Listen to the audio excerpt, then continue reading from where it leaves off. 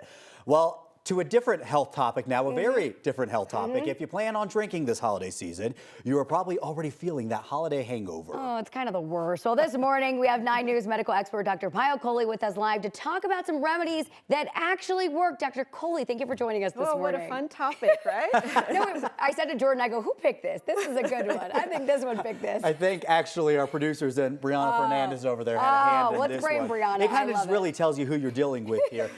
First, Dr. Kohli, can you explain why we even get hangovers to begin with? Just the bare bones, like simply. Yeah, it's very interesting. I mean, we think it's because we drink too much alcohol. Right. It's not actually the drinking of the alcohol, it's the body's response to the alcohol. And it's a multi-system response. So you usually get sort of 5 different systems involved. So the first reason is alcohol extremely dehydrates us. Yeah. It makes that concentrating hormone of our urine go away. So it makes us pee out water and electrolytes. So that's the first reason. Second, it disrupts our sleep. You know, when you've drank too much, you may sleep more, but the quality of that sleep, terrible. So you wake up not feeling rested, you don't have enough REM sleep, and that's the other reason. It actually triggers an inflammatory response in our body. So we get inflammation in the body and inflammation in the brain, and both of those can have effects. It causes our blood sugar to crash, which can also lead to problems. And as it gets metabolized, it creates toxic metabolites.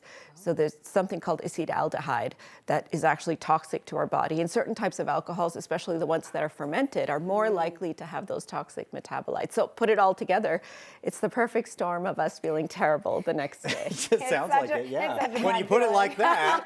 Okay, so the big question this morning, can we prevent a hangover, Dr. Kohli? You can. So if you're going to drink this holiday season, you need to be mindful and thoughtful and plan ahead of time. So the first thing, hydrate, hydrate, hydrate. So I mean, for every alcoholic drink, you have to have at least 1 to 2 glasses of water before, during, and after.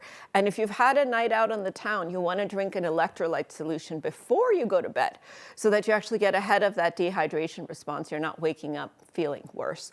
You need to limit yourself to no more than 1 drink per hour because that's the fastest that your liver can metabolize the alcohol.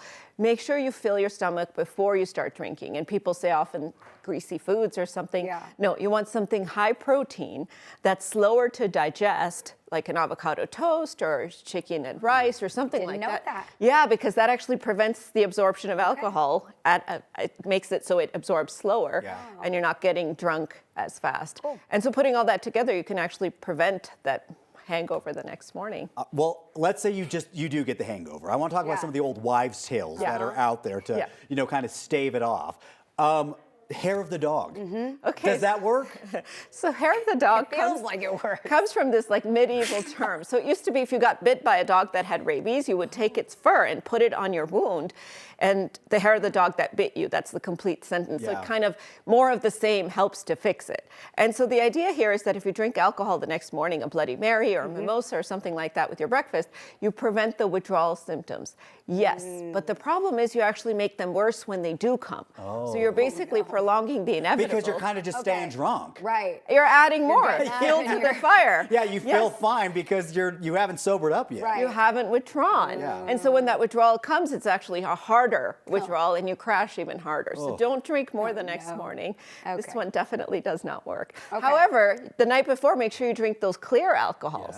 So if you're trying to choose which alcohol to drink, you want to drink the white wines, the vodka, the gin, more so than the whiskey or the bourbon or the rum. Okay, we're almost out of time, but really quickly want to ask, if we're looking to take a little something to ease the headache or the hangover, ibuprofen or aspirin, is the one Tylenol, what are you maybe recommending? What works the Definitely best? ibuprofen. Okay. Yeah, so it obviously can irritate the lining of the stomach, and we know alcohol does as well, but of the 3, it's the safest choice. Aspirin can cause a risk of bleeding into your stomach with alcohol, and Tylenol is metabolized through the liver, and so is alcohol, so you don't want to stress your liver with that. Okay, good information, Dr. Kohli. Thank you so much. All right.